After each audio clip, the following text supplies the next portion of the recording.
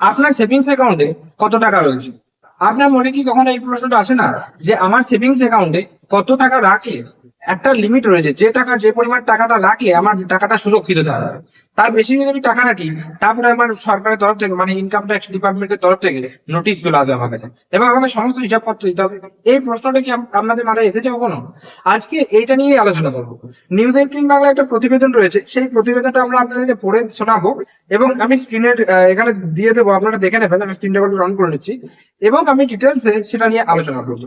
কি বলছে দেখুন, সেভিংস অ্যাকাউন্টে বড় অঙ্কের টাকা রাখেন, কত টাকা নগদ বা মানে কত টাকা নগদ জমা বা লেনদেন করলে ইনকাম ট্যাক্সের নজরে আসতে পারে, আইটি নোটিশ কেন আসতে পারে এবং কেন এই বিষয়গুলো জানা জরুরি। দেখুন কি বলছে, অনেকেই নিরাপত্তার কথা ভেবে সেভিংস অ্যাকাউন্টে বড় অঙ্কের টাকা রেখে দেন।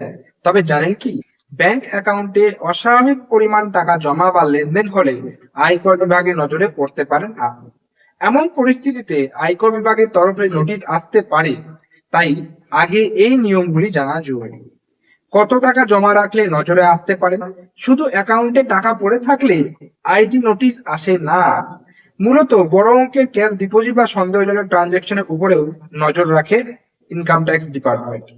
বর্তমান নিয়ম অনুযায়ী এক অর্থবর্ষে অর্থাৎ একটা ফাইন্যান্সিয়াল ইয়ারে সেভিংস অ্যাকাউন্টে 10 লক্ষ টাকা বা তার বেশি ক্যাশ ডিপোজিট হলে ব্যাংক সেই তথ্য আয়কর বিভাগকে জানায়। অর্থাৎ একটা বছর পর আপনি টাকা জমা করেন মানে আপনার টোটাল যে টাকা মানে ডিপোজিট হলো ব্যাংকে, সেটা হচ্ছে 10 লক্ষ টাকা। সেই 10 লক্ষ টাকা যখনই বেশি হয়ে যাবে 1 বছরের মধ্যে, তখন সেটা কিন্তু ব্যাংক ইনকাম ট্যাক্স ডিপার্টমেন্টে জানায় যে দেখুন এই অ্যাকাউন্টে এত টাকা জমা হয়ে যাবে, মানে 10 লাখ, সেই সঙ্গে লিমিট পেরিয়ে গেছে, মানে 10 লাখের বেশি জমা করছে, এবার আয়কর ডিপার্টমেন্টকে সেটা পাঠাবে। কারেন্ট অ্যাকাউন্টের ক্ষেত্রে সেই সীমা হচ্ছে 50 লক্ষ টাকা। অর্থাৎ আপনি যদি বছরে 10 লক্ষ টাকা বেশি নগদ জমা করেন, তাহলে সেই তথ্য ইনকাম ট্যাক্স ডিপার্টমেন্টের কাছে পৌঁছে দেয়। তাহলে সেক্ষেত্রে আপনি মনে হতে পারে যে আমি আমার 10 লাখ টাকা হলো তো আমার নিজের কাছে নোটিশ চলে আসে, সেরকম কোনো কিছু ব্যাপার নেই যে আপনার কাছে 10 লক্ষ টাকা বেশি টাকা জমা রাখলে আপনার নোটিশ চলে এলো, সেরকম কিন্তু সব ক্ষেত্রে হয় না।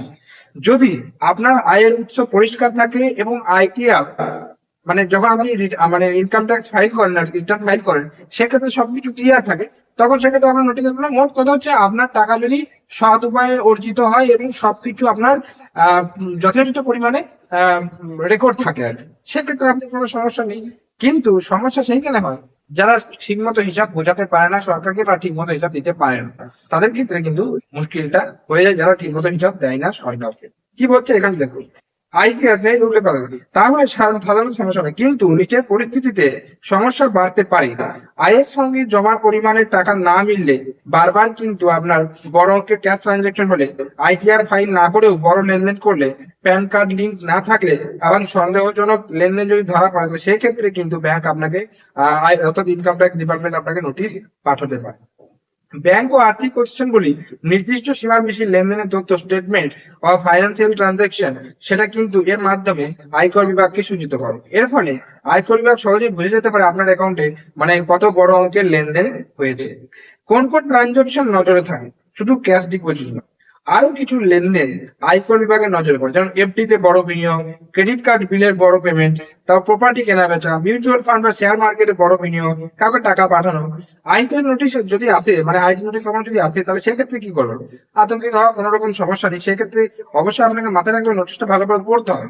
তারপর আয়ের উৎস প্রমাণ জোগাড় করতে হবে এবং ব্যাংক স্টেটমেন্ট সবকিছু মিলিয়ে প্রয়োজনে আপনাকে সিএ বা ট্যাক্স এক্সপার্টের সাহায্য নিয়ে নির্দিষ্ট সময়ের মাধ্যমে আপনাকে কিন্তু উত্তর দিতে হবে এবং মানে ইনকাম ট্যাক্স ডিপার্টমেন্টকে জানাতে হবে যে আপনার যে টাকাটা রয়েছে সেই আয়ের উৎসটা একদম সম্পূর্ণ লিগাল এবং কোন রকম কিন্তু 2 নম্বরই টাকাটার মধ্যে নেই, সমস্ত কিছু হিসাব সহ প্রপার ডকুমেন্টেশন করে এবং স্টেটমেন্টে সবকিছু আপনাকে মোট কথা হচ্ছে জবাবদিহি করতে হবে। তাহলে সেক্ষেত্রে কোনো রকম সমস্যা কিন্তু হবে না। এই হচ্ছে ব্যাপার। তবে মুদ্রা যে কথাটা হচ্ছে সেটা হচ্ছে আপনি যদি 10 লাখ টাকার নিচে সারা বছরে 10 লাখ টাকার নিচে যদি আপনি টাকা জমান, মোটামুটি মনে করুন 8 লাখ টাকা জমানো আপনি সারা বছরে, কোনো অসুবিধা নেই। কিন্তু যখনই আপনার টাকা 10 লাখের পেরিয়ে যাবে, তখনই সেটা আয়কর দপ্তরের কাছে পৌঁছায় এবং সেটা দেখা গেল 10 লাখ, 20 লাখ, 50 লাখ হয়ে গেল। আপনি দেখা গেল ইনকাম করেন একটা সরকারি কর্মী, আপনি ইনকাম করেন মাসে 80,000 টাকা, দেখা গেল বছরের শেষে আপনার টাকা জমা হচ্ছে ব্যাংকে 20 লক্ষ টাকা। সেক্ষেত্রে তো স্বাভাবিক ব্যাপার, সেটা নজরে আসবে এবং সেক্ষেত্রে কিন্তু আপনাকে জবাবদিহি করতে হবে। তো এই হচ্ছে ব্যাপার। সৎ পথে সৎভাবে চললে কোনো সমস্যা নেই।